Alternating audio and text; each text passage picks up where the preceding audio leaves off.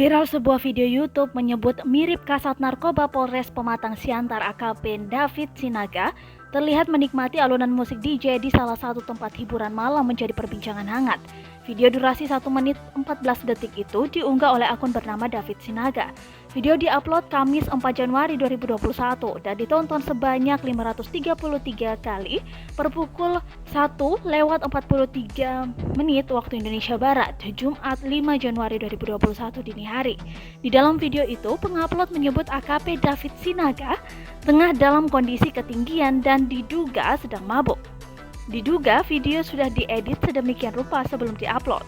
Pengunggah membuat animasi anak panah menunjukkan seseorang yang disebut-sebut kasat narkoba. Sementara suasana dalam video cenderung gelap.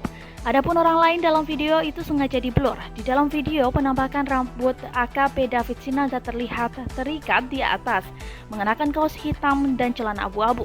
Ia berjoget, melompat, dan mengangkat kursi ke atas sembari menikmati lagu DJ. Menanggapi video yang beredar tersebut, AKP David Sinaga mengatakan bahwa video itu diduga merupakan ulah dari orang-orang yang memusuhinya dalam pemberantasan narkoba. Ia enggan mengomentari terlalu jauh siapa yang ada di video itu, selain berharap dapat menemukan siapa yang mengunggahnya ke media sosial YouTube. Sebelumnya, Satuan Riset Narkoba pimpinan David sendiri sempat melakukan penggerebekan di Studio 21 Jalan Parapat Minggu 10 Januari 2021 dini hari, yang belakangan disebut-sebut merupakan lokasi David di dalam video itu. 2 orang ditangkap dari karaoke Studio 21. Keduanya adalah Edi 50 tahun dan Riko 35 tahun yang merupakan karyawan Studio 21 sendiri dengan barang bukti ekstasi sebanyak 50 butir.